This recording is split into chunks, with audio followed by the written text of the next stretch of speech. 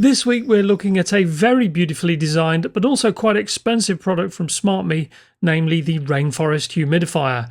Now, even though it's basically just a humidifier, it does offer a different take on the way it works, as is alluded to here. As standard, it works with Google, Amazon and of course Apple HomeKit, although just be aware there is a non-HomeKit version for sale in China. There's not much in the box aside from the humidifier itself, so you just get a power cable. I have the US version here, but there should also be a suitable power cable for e-users too. There's also a manual in English, Spanish and French. Here are some specs, so pause the video if required. It connects to 2.4 GHz Wi-Fi, is around 16.5 inches tall and has a water tank capacity of just a bit under 6.5 US pints. Let's now have a closer look by disassembling it so we can get a better feel for the device. I'll start by removing the top section, which we'll look at in more detail in a bit. Inside is a polymer filter to help keep the water clear of larger particles. This filter surrounds a tube that supplies water to the top section of the device, where it hits a spinning water wheel that breaks up the flow of water into droplets that the fan then sends out as humid air. The water is pushed through the tube via a motor in the underside of the central section, which resides in the water tank. Finally, to the water tank itself, which includes a max water level marker so you don't overfill it.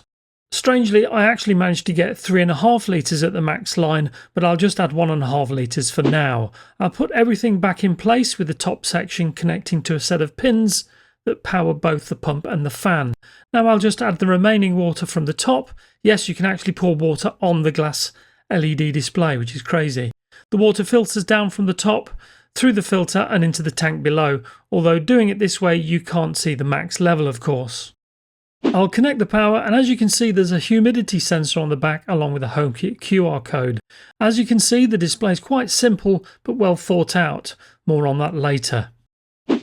For initial setup, I'm going to connect it via the SmartMe app first, and as it uses Bluetooth, the app immediately detects the device. I just need to connect it to my 2.4 GHz Wi-Fi band and it's all set. If you're at all familiar with the SmartMe app, you'll recognise this interface already. So the device has 3 modes, which are manual or favourite, auto and sleep. The bottom shows you the current humidity and remaining water, and if we drag this section up, you get further options. This includes the display brightness, a self-cleaning option, which requires citric acid in order to not damage the internals, as well as timers and sound control. I've already added this to HomeKit in the normal way, so I'm not going to bore you with that. But if we now turn the unit on, you can see the screen turn to a green-blue. And if I select manual mode, I can adjust the intensity, which is actually just the fan speed. Sleep mode cuts the fan speed to around 16%, whilst auto mode adjusts based on the target humidity level you set. Moving on to on-device controls, and the back has a simple power button to turn the unit on or off, and once on the display lights up and water starts to flow. The display shows Wi-Fi status, the current mode and the current humidity levels. The front has a capacitive touch button that allows me to cycle through the 3 modes, that's favourite, auto and sleep, and when in sleep mode the display automatically dims. Tap once to bring the display back to full brightness and another tap to go to the next mode. I decided to record a slow motion clip of the water hitting the wheels, which then breaks up the water into droplets, allowing it to then create humid air.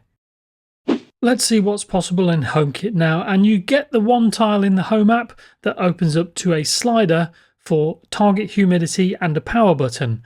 Going further in, we get levels and fan speed controls, along with the current humidity. Strangely enough, although we can see humidity levels in the Home app, if we try to use them in an automation, it doesn't seem to be possible, with the only option to detect when the device turns on or off. Luckily, third-party apps like the Eve for HomeKit app do offer this, so if I set up an automation here, you can see that I can set an automation based on humidity levels from the device. Once the automation is created, it'll appear in the Home app, although in this case I mistakenly set it to rises above instead of drops below, but I can change that in the Home app quite easily. You might be wondering what an evaporative humidifier offers. that isn't possible with a standard ultrasonic humidifier like the Vocalink Mistflow shown here, for example? Well, because evaporative humidifiers don't break the water into a very fine mist, they won't trigger a PM2.5 sensor, as can be seen here with my Qingping Air Monitor Lite. The numbers barely budge.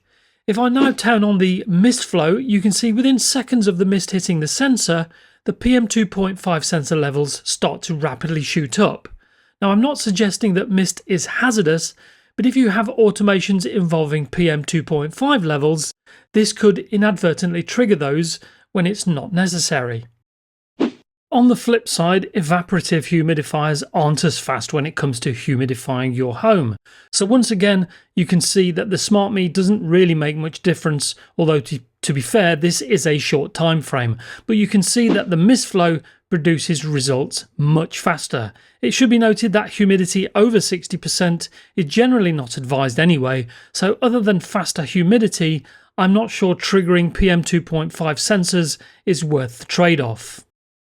Briefly back to the display, and you'll have noticed a green ring split into 4 sections. This is to represent the water tank levels, with each quarter representing around 25% of the capacity.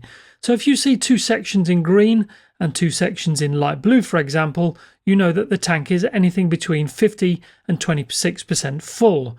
When the tank is empty, the 4 sections will pulsate in red to let you know that you need to refill it. Lastly, to noise levels. The company state that it should be less than 50 dB, and at 100% fan speed and at a distance of half a metre, I'm getting around 45 dB, which is a bit better than expected. As it produces a rain type sound, it could actually aid in helping some people sleep as well. Finally, to the pros and cons, and as previously shown, when it comes to avoiding triggering your air quality sensors, this is going to be a better bet and possibly even healthier. To me, this is another example of SmartMe's very good design team, with this going even further due to the interactive element of the water and the mechanical parts in a very harmonious way. Filling the water tank via the display is a minor stroke of genius in my opinion, and it's nice to be able to not have to take it apart every single time to do so. As the device creates the sound of rain hitting a window, sort of, I've actually found it quite soothing, and so it inadvertently adds another feature that some will find useful. I did find that it struggled to get much past 65% humidity, but all the literature seems to indicate that 60% humidity or less is the top end of what's acceptable in a home environment, so I'm not so worried about it. The only issue is that at just under $300, this is not something you'd buy on a whim. So if generating humidity is important with also using the evaporative device over an ultrasonic model, then this could be the one for you if smart home integration is also required. So that's our take on the SmartMe Rainforest humidifier. If you have any further questions or if there's something I missed, please drop a comment in the section below and I'll always get back to you. As always, if you enjoyed today's video, please like, share and most importantly, subscribe. In the meantime, stay safe, and given today's green theme, I'm asking myself, with global warming, will there be more people selling seashells on the seashore?